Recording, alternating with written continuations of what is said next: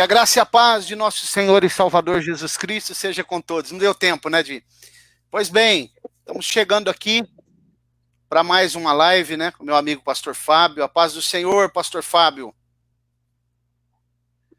Ô, meu amigo, a paz do Senhor, tudo bem com o senhor, com a família? Eu espero que sim. Para mim é um prazer muito grande, mais uma vez, poder estar aqui com o senhor, falando de escatologia. Eu sei que é um assunto que o senhor gosta demais e eu também gosto. Então, né, estamos aqui alegres por mais esse momento e por mais essa oportunidade que o Deus vivo nos proporciona.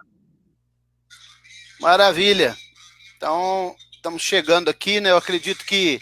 Deixa eu abaixar o celular aqui. Eu acredito que vai ser bem esclarecedor, né? Nós vamos para a aula 12 já. E hoje nós vamos falar sobre novos céus e nova terra. E vamos falar sobre a Nova Jerusalém. Algumas características dessa cidade, que é uma cidade literal, Pastor Fábio. Mesmo que muitos digam que não, existem linhas de pensamento que dizem que a cidade é a própria igreja, né? E assim por diante. Outros dizem que é os 144 mil, mas nós acreditamos na cidade, nós acreditamos que é uma cidade literal, porque Abraão já esperava essa cidade que tem fundamentos, né? Verdade, verdade. O próprio Deus. E mais uma coisa interessante, toda palavra que no hebraico que termina com M de Maria, ela é plural, né? Yerushalem, ela termina com M de Maria, tem um men no final, a letra men do hebraico, significa que tem mais de uma. Então tem a terrena e tem a celestial. Ok? Perfeito, muito bom. Peço que você faça uma oração aí para a gente iniciar então, Pastor Fábio. Vamos orar. Senhor Deus e Pai, Pai de nosso Senhor e Salvador Jesus Cristo, estamos nessa noite agradecidos por tua bondade, por tua misericórdia, pelo sacrifício vicário na cruz do Calvário, agradecidos pelo ar que respiramos, por estar na tua presença. Meu Deus, venha abençoar-nos.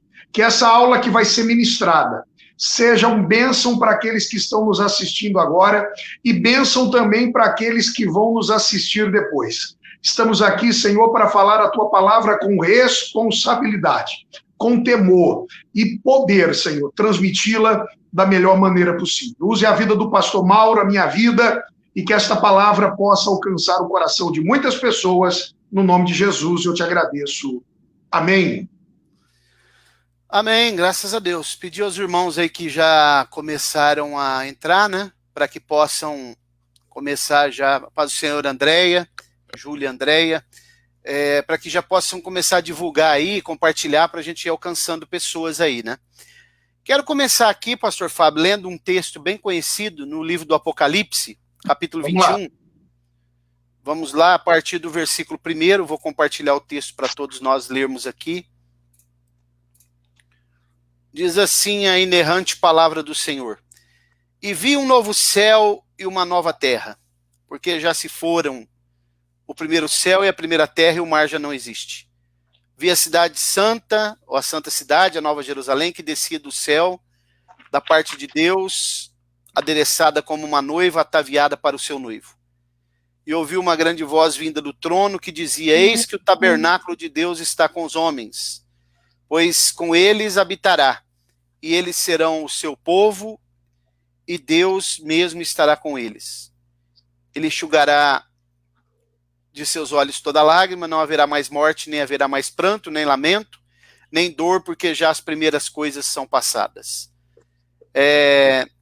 Então aqui eu acredito que já está, esse pedaço vai estar bom, depois a gente vai lendo mais outras partes, para a gente poder embasar bem aqui, né?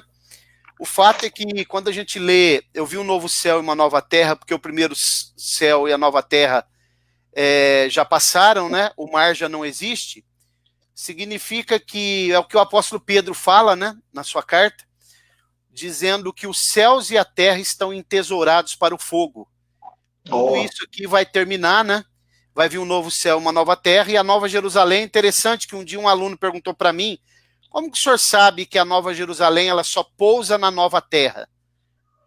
Porque ele diz: eu vi um novo céu e uma nova terra. porque no versículo 21, porque o mar não existe, primeira terra passaram, o primeiro céu, a primeira terra, o mar já não existe. Aí ele fala, eu vi a cidade santa, a Nova Jerusalém, que descia. Primeiro ele viu o novo céu e a nova terra. E depois... Exatamente. E quando a Bíblia diz que o mar já não existe, não significa que o mar vai acabar. Não é literal aqui. Isso aqui é o seguinte, quando o apóstolo João escreveu a carta, o Apocalipse, ele estava ilhado na ilha de Patmos, cercado pelo mar Egeu. Tudo que separava ele, né, a separação, tudo que separava ele da família, dos amigos, da igreja, das pessoas que ele amava, era o mar, né? Ali o mar Egeu, que era onde estava a famosa prisão lá da ilha de Patmos, que era do Império Romano.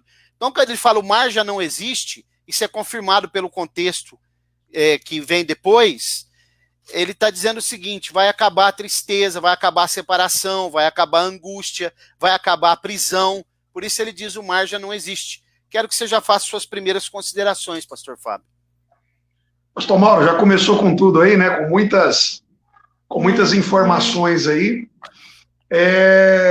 Não, eu quero pontuar aqui algumas coisas iniciais para que depois, logicamente, o senhor possa discorrer aí com mais propriedade, né? Já que inicialmente nós vamos falar sobre a Nova Jerusalém, para que depois a gente também fale sobre Novo Céu e Nova Terra, mas na verdade eu acho que os dois assuntos acabam se casando, né? De certa forma, sim, né? O senhor já mencionou aqui que trata-se de uma cidade literal, né? Algumas coisas importantes aí que eu gostaria de dar um toque inicial aqui para depois o senhor dar continuidade, é que o trono de Deus, né? O trono de Deus estará ali, ali também estará a árvore da vida, né? Também o rio da vida estará ali. Eu acredito também que nós vamos nessa noite comentar sobre os habitantes que vão morar nessa cidade, é importante nós falarmos acerca disso, né? Dos habitantes que vão morar ali naquele lugar, e depois, mais para frente aqui também, a hora que chegar o momento aqui, eu quero, a hora que o senhor for destacar ali o tamanho dela, eu fiz alguns cálculos aqui, eu observei alguns cálculos também de alguns estudiosos, a termo de curiosidade, para mim passar para os irmãos entenderem a dimensão, o tamanho dessa cidade, é algo gigantesco, é algo grandioso, e já está preparada para nós aí, conforme lá João capítulo 14, né? Só falta o senhor agora vir buscar a gente e levar nós para lá, para Nova Jerusalém. Então, inicialmente, somente dizer isso aqui.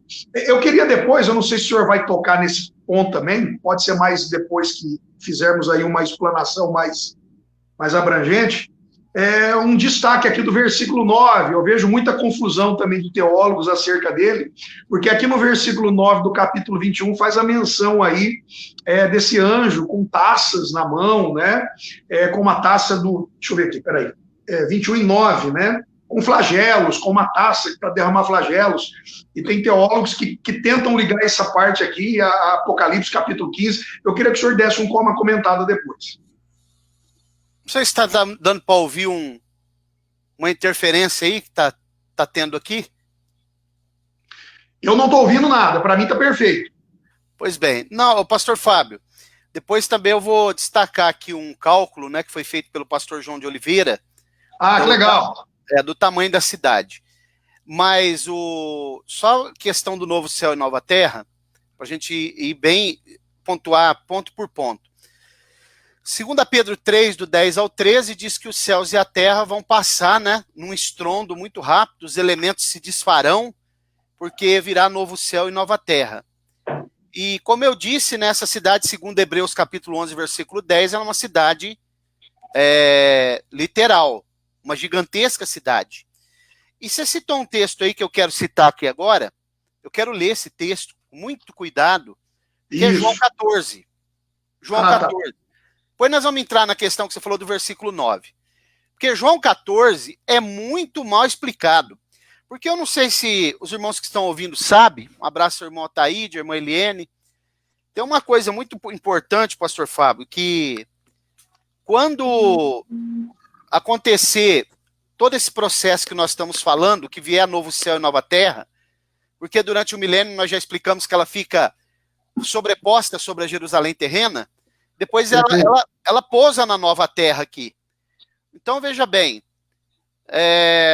quando acontecer esse processo, vai acontecer algo que é chamado na Bíblia de tudo em todos. Tudo em todos, que quase ninguém se explica isso daí, né? Que é a mesma grei que Jesus falou para os discípulos em João 14, 20. Mas vamos abrir lá no Evangelho segundo escreveu João, no capítulo 14. Vamos ler esse texto.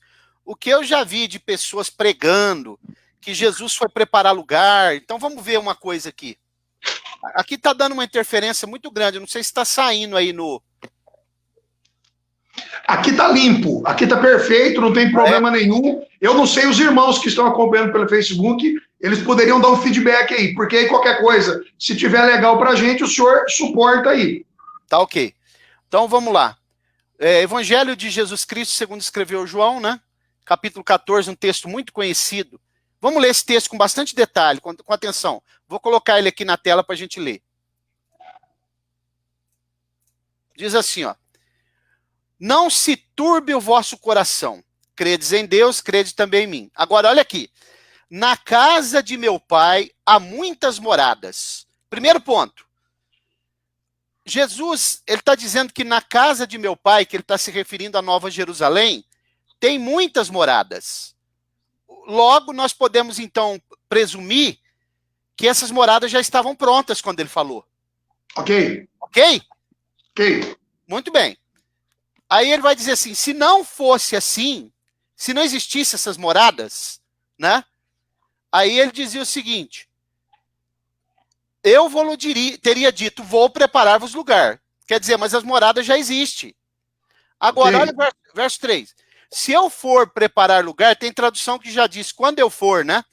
Virei outra vez e vos tomarei para mim mesmo, para que onde eu estiver, estejais vós também. Então, observe uma coisa aqui que é muito importante, pastor Fábio, que moradas aqui é diferente de lugar. Percebeu? Okay. Muito bem. Verso 4. Para que onde eu vou, para onde eu vou, vós conheceis o caminho. Disse-lhe Tomé, Senhor, não sabemos o caminho para onde vais. E como podemos saber o caminho? Respondeu Jesus, eu sou o caminho. E a verdade e a vida, ninguém vem ao Pai senão por mim. Se vós me conheceis a mim, também conhecereis ao meu Pai. E já desde agora o conheceis e o tendes visto. Disse Filipe, Senhor, mostra-nos o Pai. Isso nos basta. Respondeu-lhe Jesus, há tanto tempo que eu estou convosco, ainda não me conheces, Filipe? Quem viu a mim, viu o Pai. Como dizes tu, mostra-nos o Pai? Não credes que eu estou no Pai e o Pai está em mim? Olha aqui o segredo. As palavras que eu vos digo, não as digo por mim mesmo, mas o Pai que permanece em mim. Aonde está o Pai, pastor Fábio? Em Cristo. Em Cristo, exatamente. Porque quando Cristo ainda não tinha o corpo, ele estava no Pai. Ok? Porque ele emana do Pai. Mas quando ele passa a ter o corpo, agora o Pai está nele, porque o Pai é Espírito. Perfeito. Muito bem. Verso 10. Mas o Pai permanece em mim, e é quem faz as suas obras. Crede-me que eu estou no Pai, e que o Pai está em mim. Crede ao menos por causa das minhas obras. Em verdade vos digo, aquele que crê em mim, esse também fará obras que eu faço, e as fará maiores do que essas, porque eu vou para o Pai. Isso aqui é outro texto também que as pessoas interpretam muito equivocado, achando que Jesus está falando, verso 12, que nós faremos obras maiores do que ele, em qualidade, mas não é em qualidade, é em quantidade. Porque o ministério dele estava terminando, ele tinha que ir, e eles ficariam muito mais tempo aqui, e poderíamos fazer obras em quantidade muito maior. Porque até hoje eu não vi ninguém mandar um morto de 4 dias levantar e ele levantar. É verdade, verdade. Muito bem. Boa. Então vamos lá. Então você percebeu aqui, pastor Fábio, que o texto de João não está dizendo que Jesus foi preparar moradas lá. As moradas já existem. Ok? Preparar lugar é o seguinte, como ele está no Pai e o Pai está nele, é para que aqui ele já está trabalhando preparando para que se aconteça o processo que eu falei, tudo em todos. Nós nele, ele em nós, ele no Pai e o Pai nele. Não sei se está dando para entender. Estou entendendo, estou entendendo. Muito bem. Vamos para um outro texto para a gente fazer um paralelo com esse. Para a gente ver que as moradas, elas já estão prontas há muito tempo, antes da fundação do mundo. Vamos abrir juntos aí. Essa questão de Deus em todos seria uma unidade perfeita, absoluta, né? Tudo em todos, a Bíblia usa a expressão. É uma unidade perfeita. Perfeita, perfeita. Deus, o Pai, habitando no corpo do Filho, como o Filho habitava no corpo habitava no Pai antes, né? O Pai habitando no Filho. A igreja é uma unidade perfeita, tudo em todos. Nós vamos ler o texto que fala tudo em todos, que Paulo fala em 1 Coríntios 15. Mas antes eu quero ver um texto aqui do livro dos Salmos, para a gente fazer um paralelo aqui, sobre a cidade nós estamos falando, né? Perfeito. Vamos lá, então. Os irmãos podem ir já formulando perguntas para o final, né? É o Salmo 48.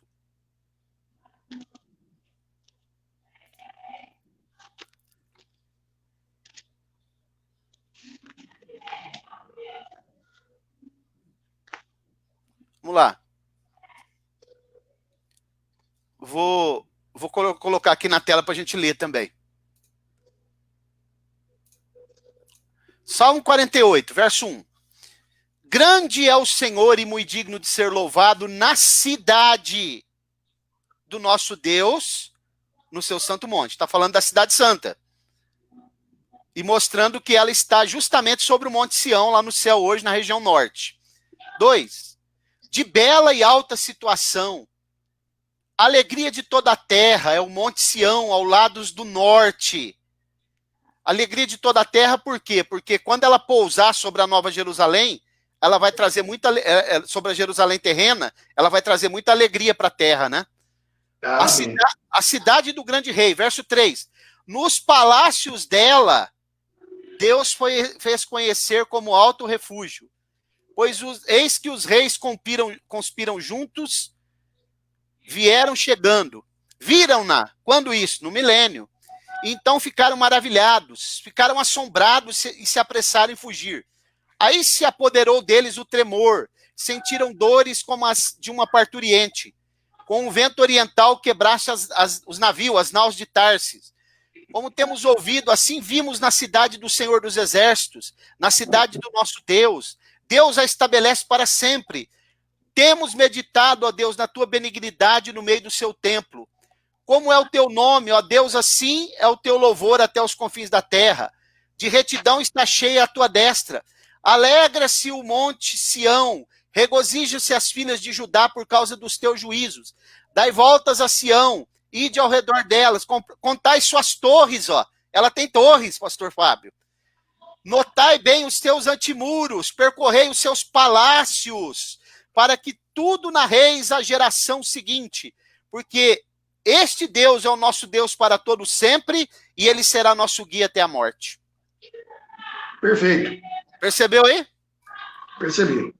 Que ela tem já torres, ela tem palácios, ela tem os muros, né? É sensacional, muito bom. Muito bom. Então ela está toda pronta, ela só está aguardando o momento dela, já está descendo, né? Ela está já só aguardando o momento de ficar sobreposta no milênio e depois ela pousar na nova terra. Quero que você comente aí, faça um comentário. Não, só ratificando o que o senhor falou aí, eu achei interessante essa questão de João capítulo 14, porque, na verdade, a grande maioria daqueles que comentam o texto, que ministram em cima do texto, não atentou para esses detalhes, né? E no estudo bíblico, os detalhes, eles fazem toda a diferença, como nós podemos observar. Por isso que as aulas são importantes, e é somente nas aulas que a gente observa esses detalhes aí da questão que o senhor fez, a diferenciação das moradas para o lugar. As moradas, então, já está pronto, porque quando a gente lê rápido e não observa essas questões, dá a impressão que Jesus foi lá para começar a construir o lugar, não é verdade? É essa a conotação que o texto nos oferece. Mas quando a gente analisa dessa maneira, a gente vê que está tudo pronto, né? Está tudo executado. E por fim, somente se alegrar aqui com o Salmo 48, que vem para enriquecer mais ainda os detalhes dessa Nova Jerusalém, que daqui a pouco a gente vai falar um pouco sobre isso, mas é tremendo, pastor Mauro, muito bom, o acréscimo aqui e o comentário perfeito. Até porque, quando ele fala, vou preparar lugar, para que onde eu estiver, vós estejais também, quando ele começa a falar no próprio texto, eu estou no Pai e o Pai está em mim, ele está dizendo o seguinte, para que vocês vão para o Pai, o lugar é o Pai. É, justamente. Ok? É estar com o Pai como ele também está. Justamente. Porque sim. Não, e aproveitando, eu sei que o senhor está concluindo, e aquela questão também do versículo 12, tá vendo? É uma pérola a mais que foi revelado para nós aqui, um ensinamento do versículo 12 ali, só para pontuar, eu achei sensacional aquela questão da quantidade e qualidade, ó, muito bom, eu confesso, estamos aqui para aprender a cada dia e foi muito bom. É porque nós nunca vamos ter condição de fazer obras na qualidade que ele fez, porque ele é ele. Ele está falando da quantidade, aí ele vai falar, porque eu vou para o meu pai, mas vós ficareis aqui. Então vocês vão ter mais tempo do que os 3 anos e meio que eu tive, parafraseando, para fazer obras maiores em quantidade. Perfeito, muito bom. Tanto que Paulo fala em Colossenses que o mundo antigo, todo o mundo antigo foi evangelizado, quer dizer, olha o tamanho da obra em quantidade maior do que a obra de Jesus, né? Justamente, perdão, sensacional, só isso aí já valeu a aula de hoje, muito bom mesmo. Maravilha. Bom, vamos voltar para o texto de Apocalipse, que aí nós vamos ver aquele texto, versículo 9, que você falou, né? Ah, justamente. É Apocalipse capítulo 21, porque... Apocalipse 21. Eu já vi muitos comentários acerca desse verso, né? Tem aquela linha que fala sobre o princípio da retrospectiva, né? Eles vão voltar lá atrás, né? Então eu falei, é bom o senhor dar uma explicação, porque esse texto está aqui no meio de uma explicação tão maravilhosa sobre o novo céu e a nova Jerusalém, e de repente aparece anjo com taça e com flagelo na mão. Então, porque lembra que eu expliquei que o Apocalipse, os assuntos dele vão só até o capítulo 11, a partir, então são complementos dos capítulos, os últimos 11 capítulos são complementos do 1 ao 11. Então aqui é um complemento que aparece aqui no meio. Perfeito. Porque o texto não está em ordem cronológica aqui, mas eu vou explicar aqui agora. Apocalipse capítulo 21, versículo 9, vamos compartilhar o texto aqui, para os irmãos começarem a ler, também, né? Um abraço aí ao pastor João, pai do pastor Fábio, irmã Roberta, Ana Lúcia Prudêncio. Então vamos lá.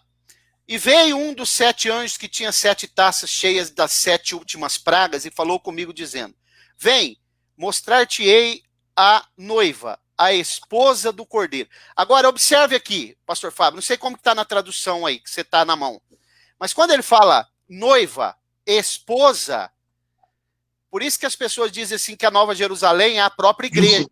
É verdade. O que ele está mostrando aqui é a noiva dentro da cidade. Ok? É a noiva como habitante daquela cidade. Justamente. A esposa. Aí, ó, porque aqui, ó, aí eles vão confundir aqui. Como ele fala que vai mostrar a esposa, a noiva, a esposa, porque a esposa, quando ela chegar na porta da cidade, a igreja, ela é noiva. Quando ela entra na cidade, ela se transforma em esposa. Casamento, ser recebido em casa. Muito bom, muito ela bom. Casa, né?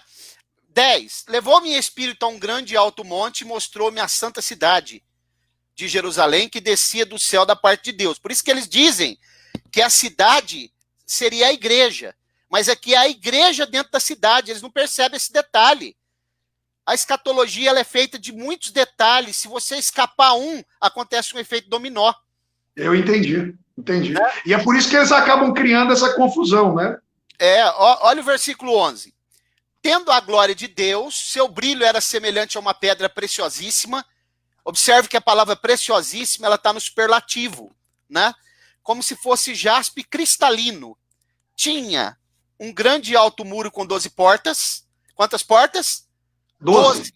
Porque Jerusalém terreno, antigamente, ela era uma cidade de 12 portas. Perfeito. A cidade de Jerusalém é um modelo, é um protótipo da cidade celestial. Aí ele vai dizer assim, Nas suas portas, 12 anjos, e os nomes escritos sobre elas, que são os nomes das 12 tribos dos filhos de Israel.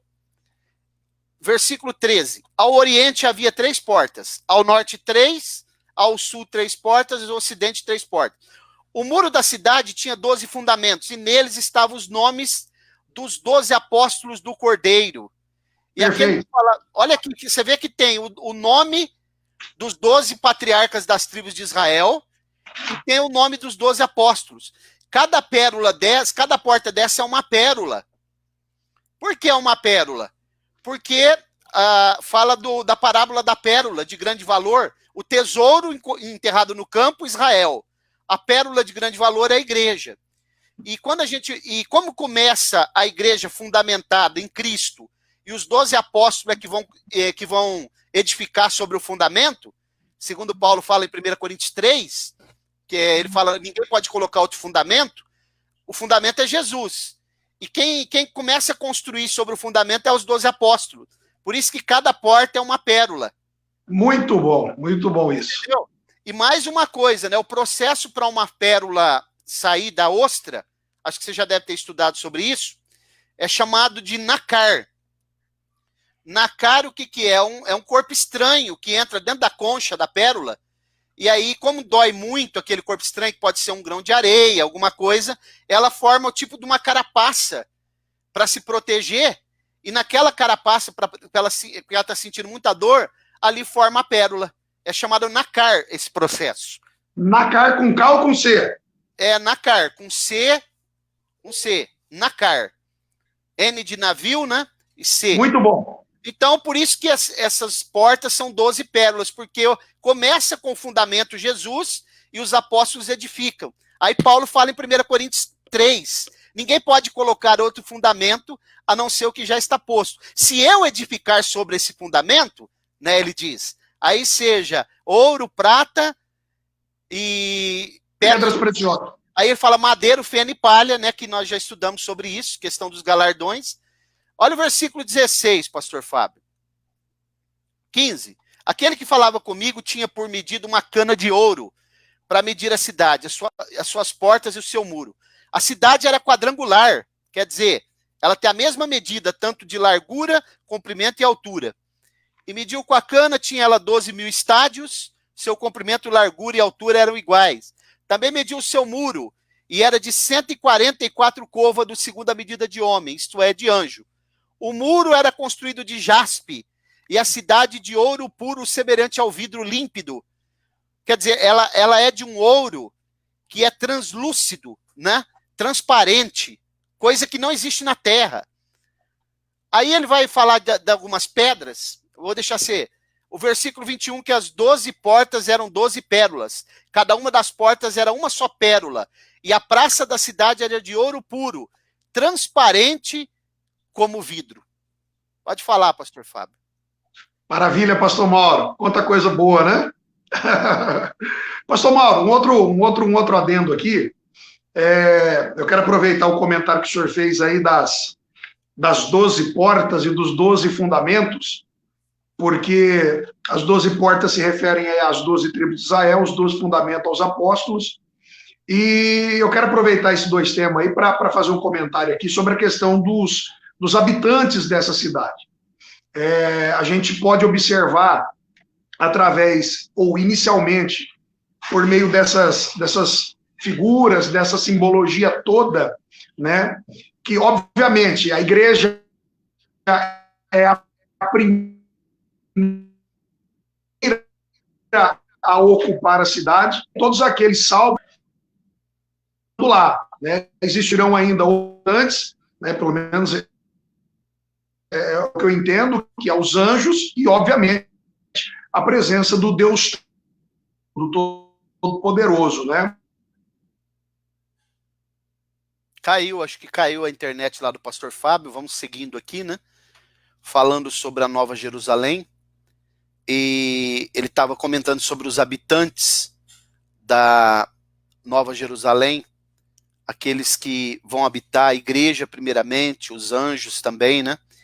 E nós estamos falando aqui sobre os fundamentos dessa cidade, fundamentada em Apocalipse capítulo capítulo 21, o muro construído de jaspe, a cidade de ouro puro, né?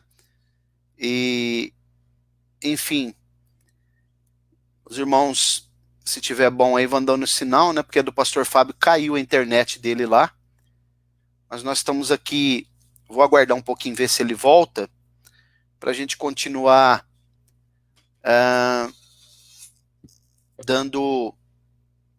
discorrendo sobre esse assunto tão importante, né? Que é a Nova Jerusalém. Louvado e exaltado é o nome do Senhor para sempre. Está dando algumas interferências aqui também, né?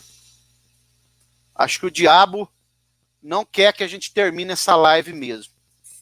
Ó, vamos lá, caiu aí, pastor. Vamos lá. Aqui também tá dando uma interferência grande também. Não sei se tem alguma coisa ligada por aqui. Não sei, Rejan está comentando que aqui também tá com tempo de chuva, não sei se o tempo pode interferir em alguma coisa relacionada à internet, não sei, né? O senhor entendeu o que eu falei? O senhor entendeu sobre o que eu falei lá? Entendi, sim. Tem alguma coisa... Sobre os habitantes, né, da cidade? Muito bem. Essa questão das 12 portas, dos 12 fundamentos, apontam também para os habitantes, logicamente, inicialmente a igreja, posteriormente ali os ressurretos lá de Israel, né? Sim, é porque a igreja, a esperança da igreja é celestial. A esperança da igreja é celestial. Então ela entra primeiro. Durante o período do milênio, quando Israel, que a esperança de Israel é terrena, no período do milênio, quando precisasse fazer algum tipo de trabalho dos representantes de Israel na Nova Jerusalém, existe uma plataforma que se abre e desce até o Monte Sião para eles poderem descer, subir. E quando os representantes da igreja, que são os apóstolos, precisarem descer na terra, também essa plataforma se abre. Isso aqui é muito importante explicar. E uma coisa também, pastor Fábio, que eu quero explicar, se você me permite, é que quando a Bíblia fala em Apocalipse 21 sobre os fundamentos, né, os fundamentos do muro, versículo 19, da cidade estavam adornados de toda espécie de pedras preciosas, e ele vai mostrar aqui, são 12 tipos de pedras. Essas pedras estavam no peitoral do sacerdote, e também eram tipos de pedra que Lúcifer caminhava sobre elas antes da queda dele, lá no Éden celestial.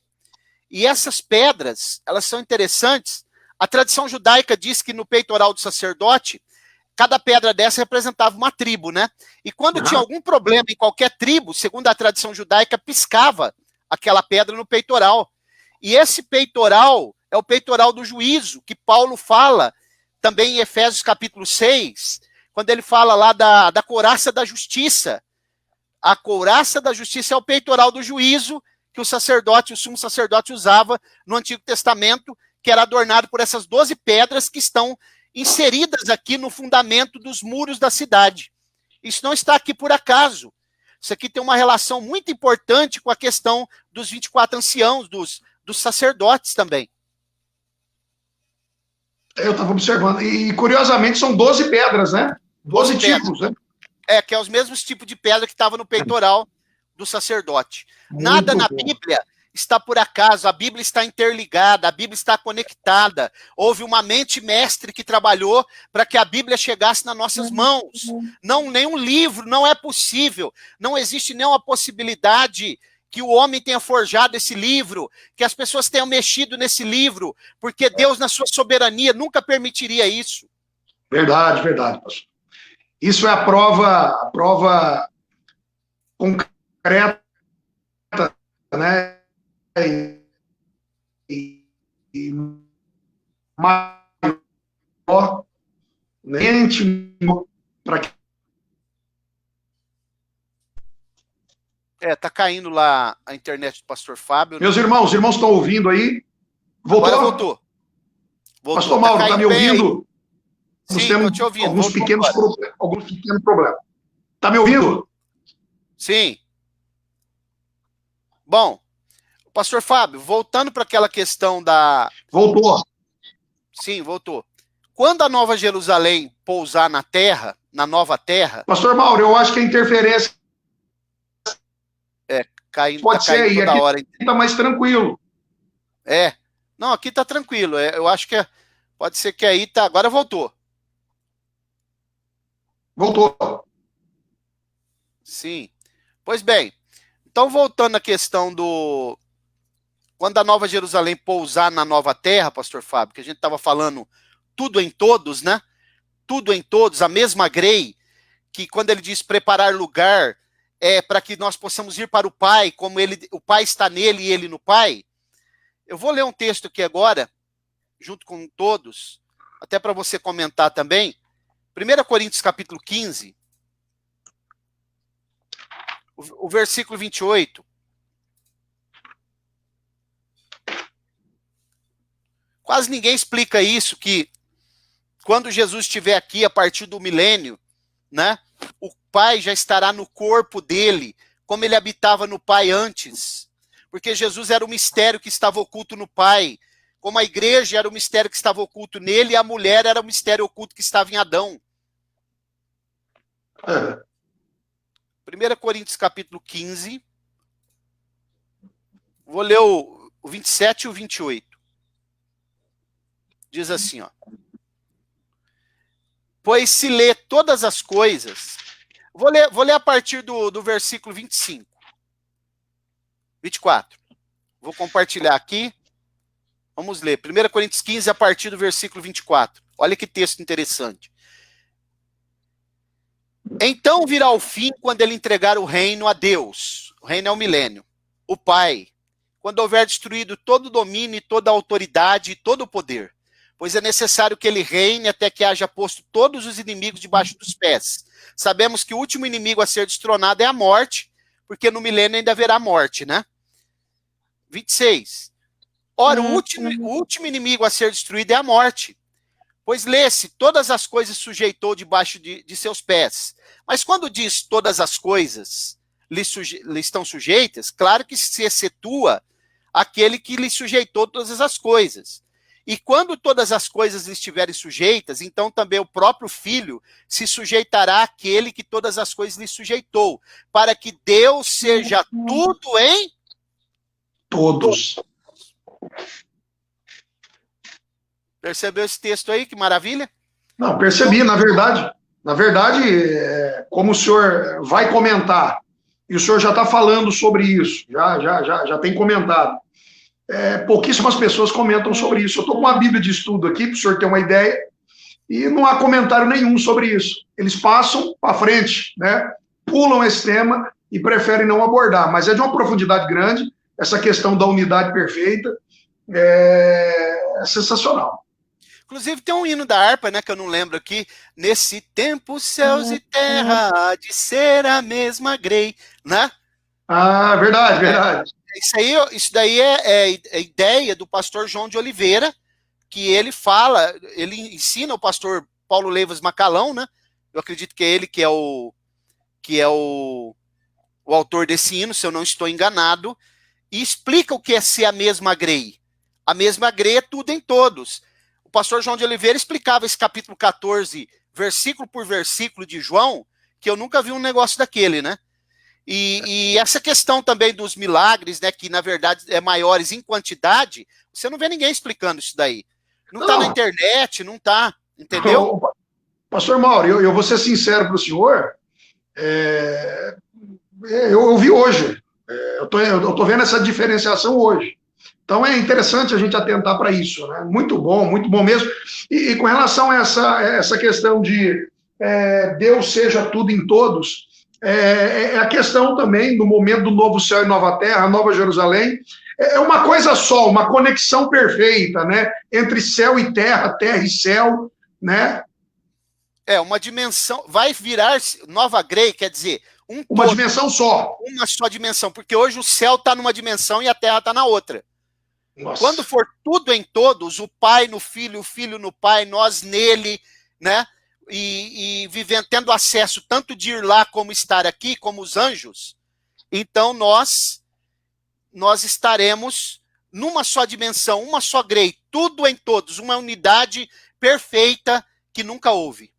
Quando a Bíblia diz que nós o conheceremos como ele é, Já está fazendo alusão a esse estado aí da unidade perfeita? Exatamente. Porque nós vamos conhecer como ele é, na essência, né? De forma como ele nos conhece. A Bíblia diz, né, que nós conhecemos em parte agora. Paulo fala sobre isso. Mas quando vier aquele que é perfeito, que é Jesus, nós conheceremos num todo. E aí ele diz aquilo que não subiu ao coração do homem, aquilo que os olhos não viram, aquilo que os ouvidos não ouviram, é o que Deus tem preparado para aqueles que o amam. Muito bom. O pastor João está perguntando aqui, pastor João, as do peitoral do sacerdote, as pedras, essas pedras têm a ver com o muro da Nova Jerusalém? Tem, porque essas pedras, elas estão interligadas em toda a Bíblia. Começa quando Lúcifer andava nas pedras afogueadas, né, são essas pedras. Ele pensava que o brilho era dele, mas o brilho vinha das pedras, que reluzia do trono de Deus. O brilho não era dele, o brilho era de Deus. E ele pensava que o brilho era dele. Por isso que quando o Jerônimo vai traduzir a Vulgata Latina, ao invés dele colocar a palavra estrela da alva, estrela ou Vênus, ele colocou Lúcifer, que dizia aquele que é portador da luz. Ele tinha a luz, mas a luz não era dele. Ele era só portador da luz. Então, essas pedras, depois elas estão no peitoral do sacerdote. Além do Urim e Tumim, que ficava dentro da estola sacerdotal, que era uma pedra verde e vermelha, ele tinha essas 12 pedras no peitoral.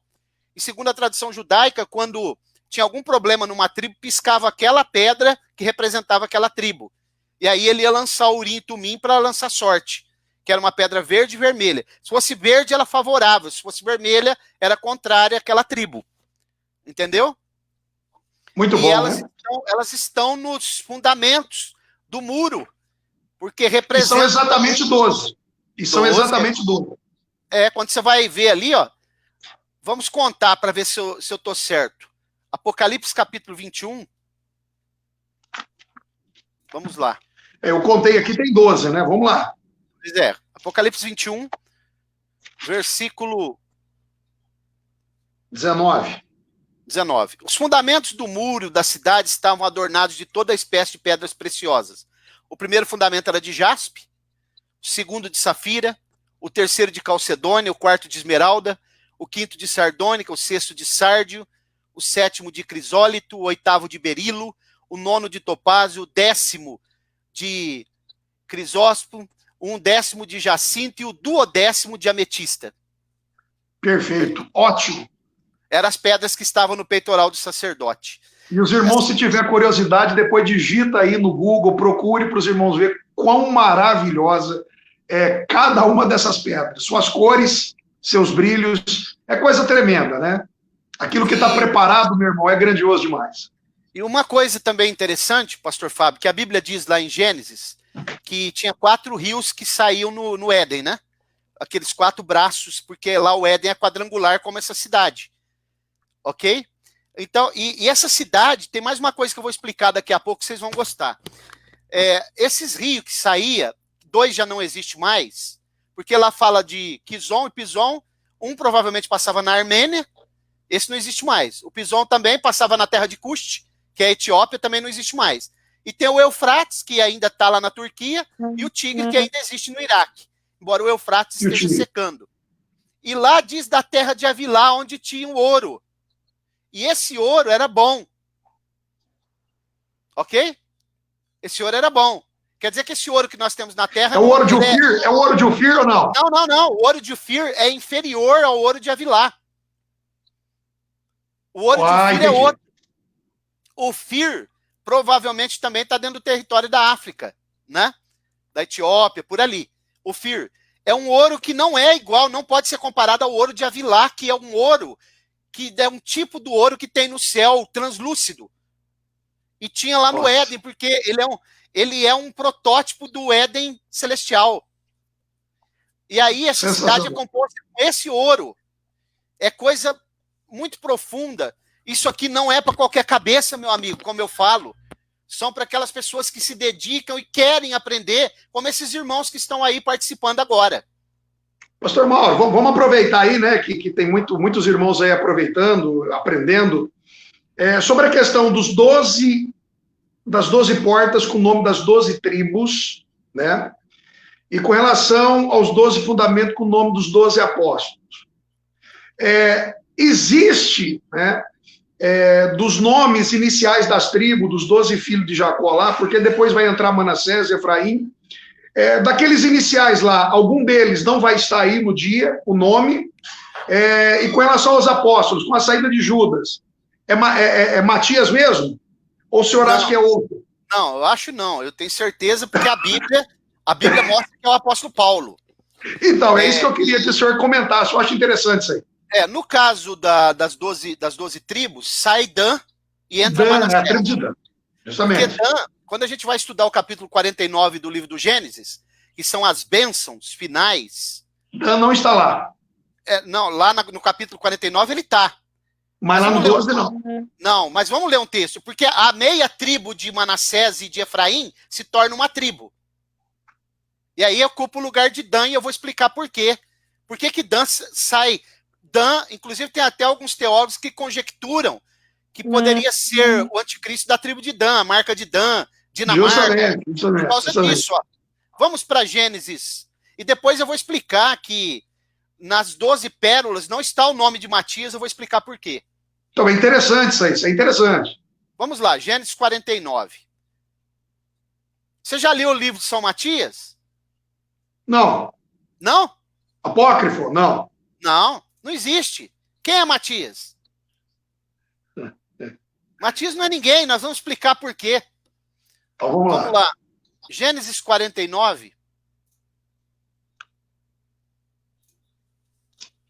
Olha, aqui Jacó está para morrer, e ele vai dar as bênçãos finais para os seus filhos. Ele vai falar de Levi. Você sabe por quê, pastor Fábio, que você já estudou? Muita gente fala que Belém é casa de pão, né? Sim. Por que Belém é casa de pão? Provavelmente por causa da bênção aqui que Jacó impetrou sobre o patriarca da tribo onde Belém está situada. É quase isso. Quase isso, vamos lá. Inclusive, quando eu era do Ministério do Belém, quantas pessoas... Estamos aqui no Belém, casa de pão. Mas você perguntava, mas por que casa de pão? Eles não sabem. Eu vou mostrar aqui agora por quê. Porque Belém era a cidade onde morava Azer, que era um confeiteiro e um padeiro.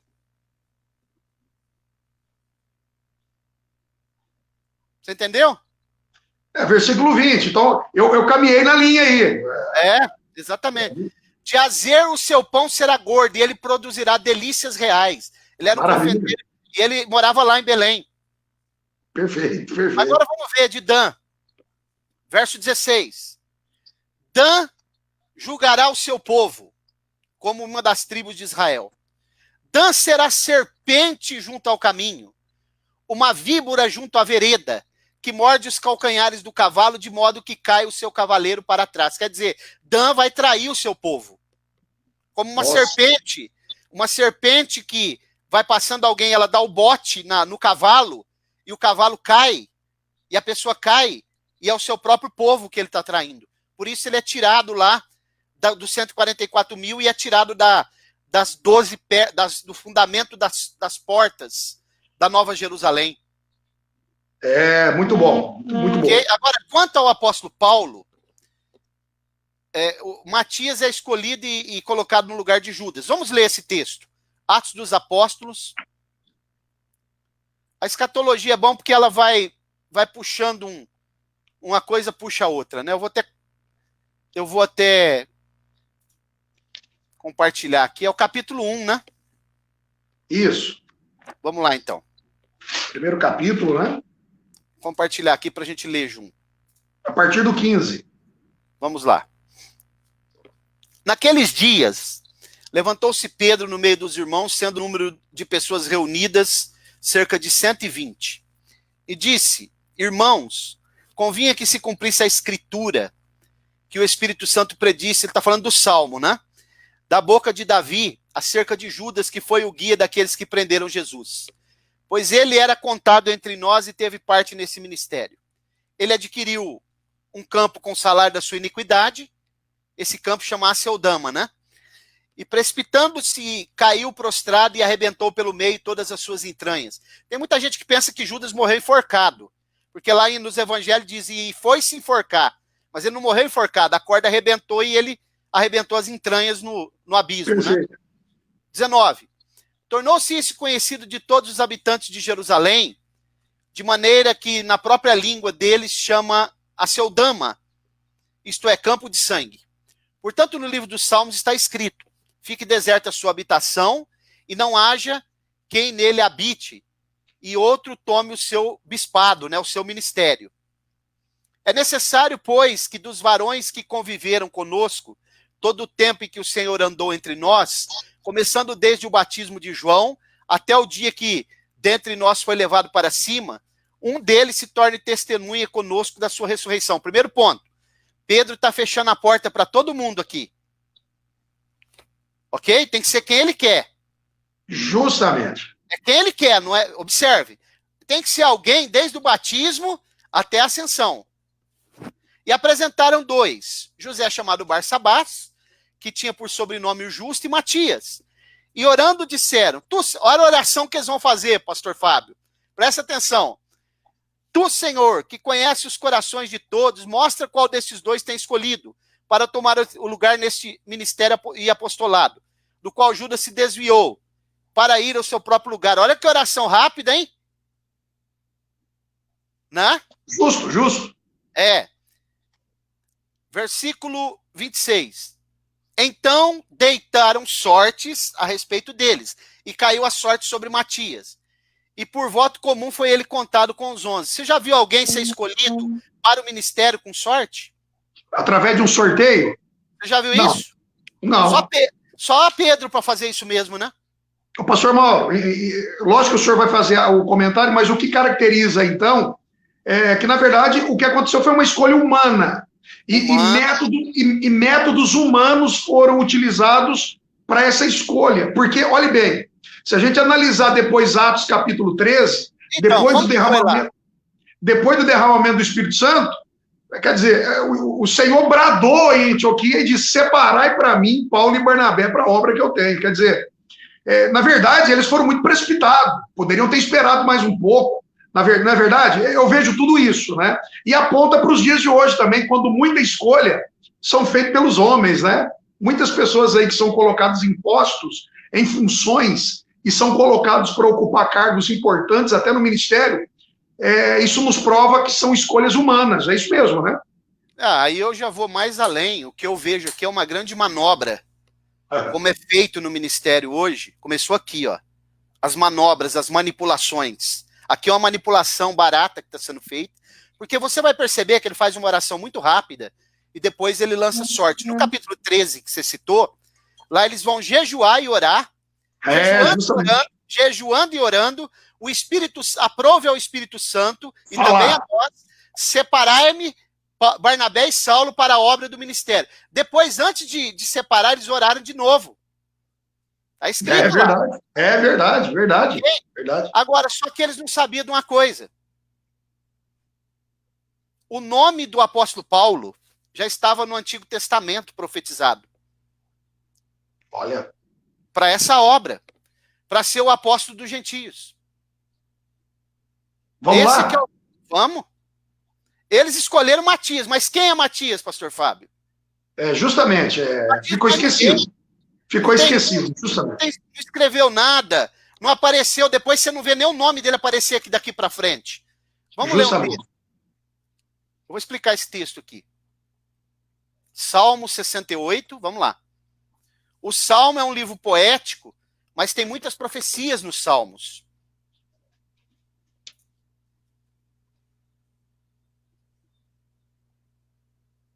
Deixa eu ver aqui se eu consigo achar o texto.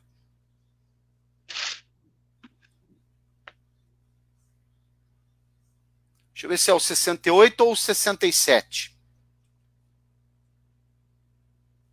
O verso 27 do 68. Vou pôr aqui para a gente ler. Observe. Olha esse texto, pastor Fábio. Aí está o pequeno Benjamim. Paulo era de que tribo mesmo? Benjamim. Aí está o pequeno Benjamim. A palavra Paulo significa pequeno. Menor, justamente. Menor, pequeno. Na frente, os chefes de Judá com seu ajuntamento. E os chefes de Judá com o seu ajuntamento. Os chefes de Zebulon e os chefes de Naftali.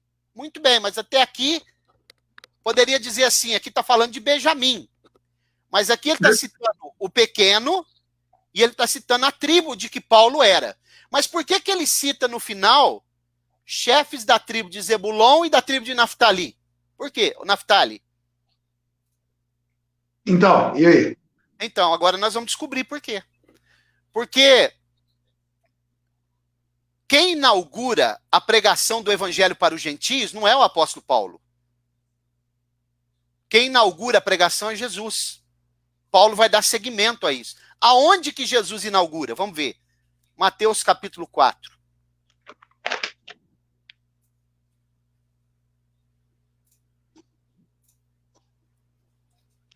Olha o versículo 12 em diante. Isso aqui não é coincidência, irmãos. Isso aqui é coisa, é profundidade. Nós temos que glorificar o nosso Deus porque ele revela essas coisas para nós. Olha o versículo 12.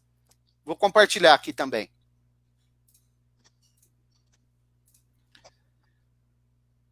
Ouvindo Jesus que João fora entregue, retirou-se para a Galiléia. Uma tradução fala preso, né?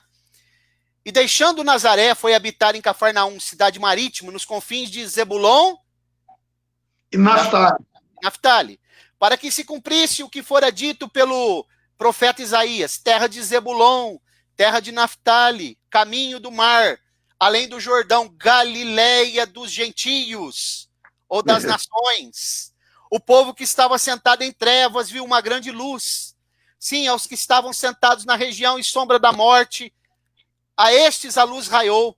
Desde então começou Jesus a pregar e a dizer: arrependei-vos, porque é chegado o reino de Deus, o reino dos céus. Percebeu Jesus inaugurando a pregação para os gentios? Percebi. E o Salmo dizendo que o pequeno Benjamim, quer dizer, da tribo de Benjamim, o menor, o pequeno, Paulo, significa pequeno, ele fazendo uma ligação, uma correlação com a Galileia dos gentios. Perfeito, muito Então, bom isso. O livro dos Salmos mostra com esse texto que nós elencamos aqui agora, que está correlacionado com o Salmo, que Jesus iria inaugurar a pregação para os gentios, mas que depois Paulo daria, o pequeno Benjamim, Paulo, o pequeno, por isso que ele adota o nome, ele deixa de usar o nome Shaul, que é o nome hebraico, e adota o nome romano Paulo, pequeno. Pastor Mauro, muito bom isso, hein? Muito bom, né? Eu acredito que os irmãos que estão nos acompanhando aí devem estar bastante alegres com isso, né? Porque é bênção. É como o senhor diz, não aprende em qualquer lugar. Isso é revelação de Deus, né? Para as nossas vidas. É ótimo, muito bom mesmo, tá? Muito bom mesmo. Eu acredito que muita gente já parou para refletir sobre essa questão de Matias e de Paulo. E eu entendo também que Paulo faz todo sentido, né? Escolhido a dedo por Deus, né? Preparado por Deus para executar aquela obra. E olha no que se transformou o apóstolo Paulo, né? Até a gente sabe da importância. Pastor Mauro, a gente sabe da importância de Pedro, de João, mas vamos ser sinceros, né? O maior ministério, eu pelo menos reconheço, o maior ministério para mim dos apóstolos é o de Paulo. Segundo a Igreja Católica, não, é o de Pedro, mas segundo a Bíblia, é de Paulo. É de Paulo. Ele escreveu 13 cartas, 3 delas são pastorais. Todas as questões doutrinárias que nós precisamos para a igreja estão nas cartas de Paulo. Esses dias eu ouvi um teólogo dizendo o seguinte, eu acho muito boa essa ilustração, né? Que Jesus é a fonte de água-vida e que Paulo foi o responsável para encanar ela e levar ela até a porta da nossa... Ele fez um encanamento sistemático das doutrinas, né? E permitiu que ela chegasse até nós de forma mastigada, igual quando a gente abre a torneira e pega a água com toda facilidade, né? Até porque a cabeça do cristianismo, da igreja, é Jesus, né? E a espinha dorsal do cristianismo é a conversão de Saulo. Sensacional isso. E mais uma coisa, os mesmos 3 anos que Jesus gastou com os outros discípulos, ele gasta com o apóstolo Paulo lá no Monte Sinai, na Arábia. Muito, é verdade. Ele fica 3 anos na Arábia, no Monte Sinai, que não era o Egito. Exatamente. E ali ele vai reler o Antigo Testamento e ele vai descobrir que aquele mesmo Deus, o Yahvé do povo de Israel, é o mesmo Jesus do Novo Testamento, no que tange a divindade. E nesse momento, então, ele vai descobrir, por isso que ele fala no Areópago, o Deus que vocês não conhecem, eu conheço, é o Jesus que eu prego. E outra coisa, por isso também ele vai citar em algumas passagens, como por exemplo na passagem da ceia, o que eu recebi do Senhor. Eu também vos ensinei. Porque ele teve esse momento com Cristo. Recebeu lá no Monte Sinai, na Arábia. Justamente. Pastor Fábio, eu acho que a gente já com 1 hora de live, eu vou passar aqui agora para aquela questão da medida da cidade. Vamos lá para finalizar, fala aí. Isso aqui, na verdade, nós estamos sintetizando. Isso aqui tem coisas aqui que se nós formos puxar o fio da meada, vai abrir vertente aqui para todo lado. Então, segundo o que o pastor João de Oliveira, ele menciona, né, nessa medida dessa cidade, dessa grande cidade, gigantesca cidade, que é uma cidade móvel, ele fala o seguinte, ó, ele menciona 12 mil estádios, né? O tamanho da cidade, que excede as medidas humanas. Quer dizer, é um astro de primeira grandeza. A cidade é um astro de primeira grandeza, né? E então, se nós multiplicar 12 mil estádios por 185, que é uma medida aqui da física, né?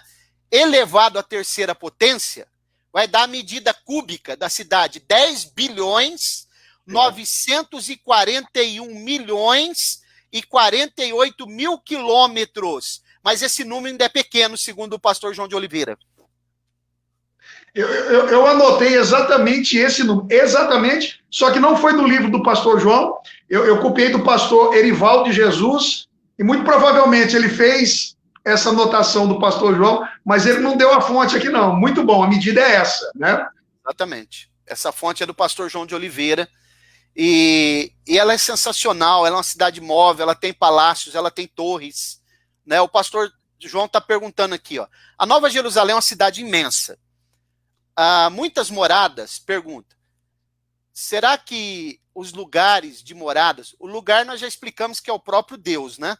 Os lugares de moradas serão todas ocupados ou ficará moradas vagas? Provavelmente ela cabe os 7 bilhões de habitantes que tem na Terra, né?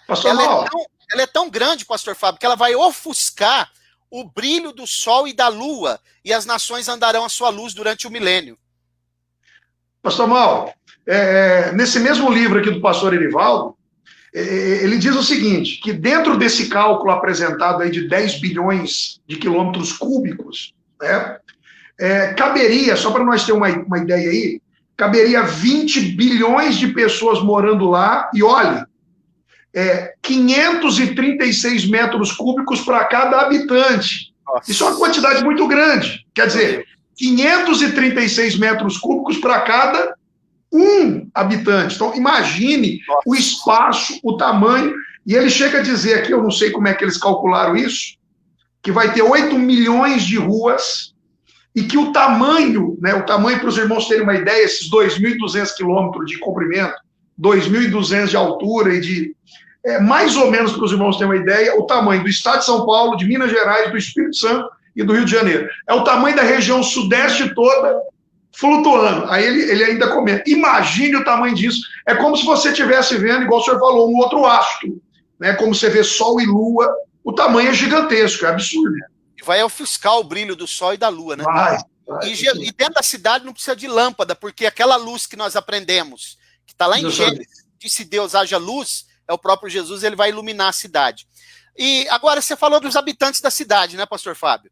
Quem serão? E aí eu pergunto, vai ter um passaporte para entrar na cidade?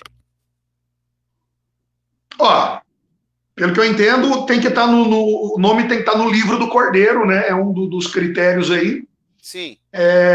E entrarão lá aqueles que ressuscitarem, os redimidos, né? Lógico, com exceção daqueles que forem arrebatados, que não vão passar pelo processo da morte, mas todos aqueles que entrarem lá têm que ter seu nome escrito no livro da vida e tem que passar pelo processo da ressurreição. Né? Porque para você entrar nos Estados Unidos, em qualquer outra nação, você precisa de um passaporte. Mas as pessoas que são cidadãos, que têm a sua origem, né, como servo de Deus fiel, independente da nacionalidade, não vai precisar de passaporte. Vamos ler um texto. Vamos lá. Salmo 87, do 1 ao 7. Vamos lá. O Salmos é riquíssimo em profecia. Você sabe que o Salmo 68, o Salmo 18, o Salmo 22 e o Salmo 69 são os salmos que revelam todos os bastidores que aconteceu no Calvário que os evangelistas omitiram. Exatamente. Então vamos para o Salmo 87. Aí os irmãos já podem ir formulando alguma pergunta, se tiver dúvida, que nós estamos com mais de 1 hora de live. Então vamos lá. Salmo 87. Vamos compartilhar aqui para os irmãos poderem ler depois também. Diz assim, ó. O fundamento dela está nos montes santos. O Senhor ama as portas de Sião, mais do que todas as habitações de Jacó. Gloriosas se dizem de ti, ó cidade de Deus. Farei menção de Raabe. Olha aí, Raabe já tem garantida. Já está garantida para entrar porque ela escondeu os espias. Né? Ai, meu Deus. É Babilônia, dentre os que me conhecem, eis que da Filístia, de Tiro e da Etiópia, se dirá, este nasceu ali. Olha, alguém da Etiópia, pastor Fábio, Tiro, que é a região do Líbano hoje, Filístia, que é onde os filisteus habitavam, as 5 cidades ali da faixa de Gaza. Como que essas pessoas podem ser cidadãos da Nova Jerusalém? Porque reconhecerão que Jesus é o Cristo, é o Cordeiro. Perfeito, perfeito. Independente, a Etiópia, ó, eles vão dizer assim, este nasceu ali, quer dizer, são cidadãos legítimos da Nova Jerusalém. Verso 5. Sim, de Sião se dirá, este e aquele nasceram ali, e o próprio Altíssimo a estabelecerá. O Senhor, ao registrar os povos, ó, ele vai fazer um registro desses povos que podem entrar ali. Este nasceu ali. Tanto os cantores como os que tocam instrumento dirão, todas as minhas fontes estão em ti. Perfeito. Percebeu? Os habitantes de todos os lugares são como tivessem nascidos na cidade porque tem o passaporte através do... Registrado. Registrado porque o sangue de Jesus deu garantia deles poderem entrar lá. E o registro aí a gente pode afirmar que é o livro da vida. Com certeza. Maravilha. Maravilha. Se tiver Muito alguma bom. pergunta aí dos irmãos, alguma consideração aí, a gente tá todo ouvidos, né? Se não, o pastor Fábio já pode fazer suas considerações finais. Pastor Mauro, mais uma vez agradecer a Deus aí pelo privilégio, pela oportunidade, né? A aula foi riquíssima, muita coisa boa, a gente pode dizer assim, muitas pérolas bíblicas, né? Interpretação, ensinamento de texto aí, podemos absorver coisas boas aqui. Então, só tenho que agradecer a todos os irmãos que estão conosco aí no Facebook até essa hora, né? Estão aí aprendendo. Eu tenho certeza que aqueles que ficaram, ouviram, e aprenderam coisas novas aí. Porque eu aprendi, eu sei que você também aprendeu, e por isso que é bom estudar a palavra do Senhor. É uma fonte inesgotável. Como diz um amigo meu, o poço é fundo e a corda é rasa, não é isso? Amém. Graças a Deus. Eu que tenho que agradecer, né? Pela sua paciência, disponibilidade. E eu acredito que a gente pode elaborar outros temas, né? Para as próximas lives. E vamos fazer isso.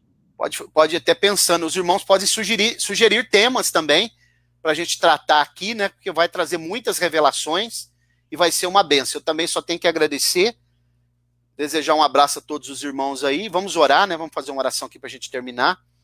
Soberano e eterno Deus, no nome do teu amado Filho Jesus. Sim, meu Pai, muito obrigado. Te agradecemos por esse momento, por essa oportunidade ímpar de poder estudar a tua palavra, pela vida de cada irmão que tem participado, pela vida do pastor Fábio, da sua família, da igreja, sob seus cuidados. Agradeço pela vida da minha família também, aqui da igreja. Dá-nos uma noite tranquila, de paz, um bom dia amanhã, um bom final de semana, e continua nos revelando a tua palavra e nos dando a direção certa para que nós possamos, muito em breve, estar morando nessa preciosíssima cidade, Senhor. Sim, meu Deus. Fica conosco em nome de Jesus. Amém. Amém. Deus abençoe, eu vou ficando por aqui, um abraço. Até a próxima oportunidade, se o Senhor permitir. Um abraço, fica com Deus. Deus abençoe.